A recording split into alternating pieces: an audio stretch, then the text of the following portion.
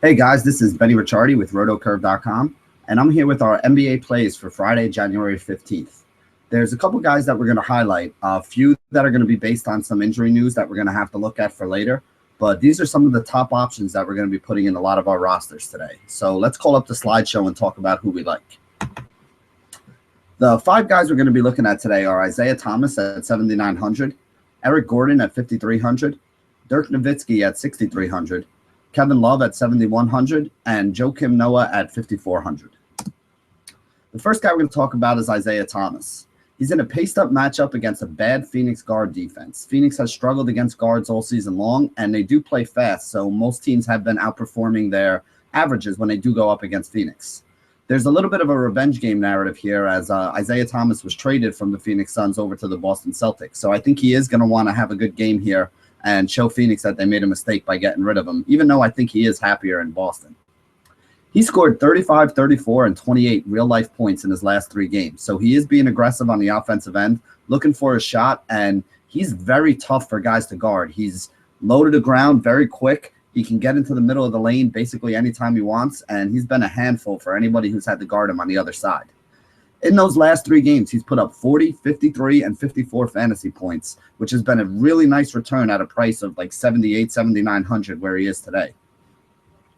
Even with Avery Bradley and Marcus Smart back in the mix, he's still playing 32 to 35 minutes in the last couple games when he's been able to put up these points. I do think he sees about the same amount of minutes today, and I would expect him to put up close to 30 real-life points and close to 45 fantasy points in this one.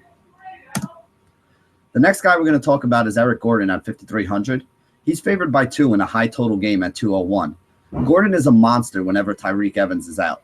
He had a huge 50 fantasy point performance in his last game when Tyreke was out, and he's put up 30-plus points consistently early in the year when Evans was hurt as well. So we've seen him do this when Evans is out on a consistent basis. So it is something that I think is pretty safe. His shots, his points, his assists, and his minutes all go up when there's no Evans in there. So I think if Tyreke Evans is out today, Eric Gordon is going to wind up in a lot of my lineups at the shooting guard spot. Dirk Nowitzki is the next guy I want to talk about. He's favored by 1 in a high total game against the Chicago Bulls at 202. Dirk is not hurt. He's sat out a couple games recently because they were on the tail end of a back-to-back. He has 35 to 43 fantasy points in 6 of his last 7 games, so he's been giving you a really good return at a price of around 6,300. He's playing closer to 35 minutes now in the games that he does play. Basically, instead of what they're doing, they used to play him like 28 to 30 minutes so that he could play every day. Instead, what they're doing is playing him 35 to 38 minutes in the games that he does play, and then letting him sit out on the end, on the tail end of a back-to-back to get his rest that way. So the games that he plays, he's playing more minutes, and then he's winding up sitting out a couple more games. This way, instead of playing 28 minutes a game to keep him fresh, they're letting him play more minutes and then sit out a day to get his rest that way. That means that in the games that he does play, he's putting up some bigger fantasy numbers because he's on the court for a little bit of a longer time.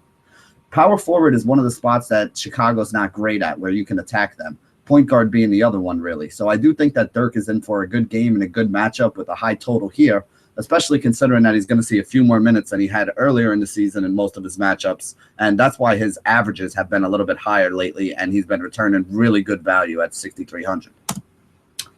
The next guy I want to talk about is Kevin Love at 7,100. He's in a paced-up game against the Houston Rockets with a total of 205, which is a little higher than the Cavs normally see. I think it's only a 2-point spread here, so this game should stay close, which should give Kevin Love full run, which for him is somewhere in the 30 to 35-minute range. Rockets have a very bad DVP against power forwards. It's one of the spots that you're able to attack them at. And Kevin Love has seen his price drop about $500. He was up at like 75, 7,600 for a while, and now he's down to only 7,100. He's gone for 35 to 48 fantasy points in 3 of his last 4 games, and his minutes are up to about 35 per game on average. That means he's giving you 5 to 7x value, and he's being able to do it on a pretty consistent basis. The last guy I'm going to talk about is Joakim Noah at 5,400. I'm not sure if Pau Gasol is going to play or not. They are coming back to Chicago. He didn't travel with the team for their away game the other day. If Pau is out again, I think Noah is going to be a great play. He saw 38 minutes when there was no Pau in the last game. And the thing about Noah is he's not a big scorer, but he does get you a ton of rebounds. He does add a bunch of assists. He'll get you some steals. He'll get you some blocks. He pretty much fills up the stat sheet across the board. He's not a guy who's going to get you 20 to 25 real-life points, But even if he gets you 8 to 12 real life points to go along with 10 to 15 rebounds and 4 or 5 assists and 2 or 3 block shots and a steal, he's going to be able to reach that value at a low price of only 5,400. I kind of have a feeling that they are going to be resting Powell again today. It looks like the Bulls are showcasing Noah. If you heard this week, Noah had kind of made some complaints about his playing time and his role, and that he wants to, basically be traded to somewhere where he's going to get some more playing time. So I do feel like the Bulls are kind of showcasing him right now to see if they can get someone to bite on a trade offer. So overall, again, like I said, we have to watch and see what happens with guys like Pau Gasol, and we also have to watch and see what happens with guys like Tyreke Evans. If those two guys are out, I really like Gordon and Noah. If they are in, then it's obviously going to affect Gordon and Noah and, make them not as great plays as we would normally think they would be.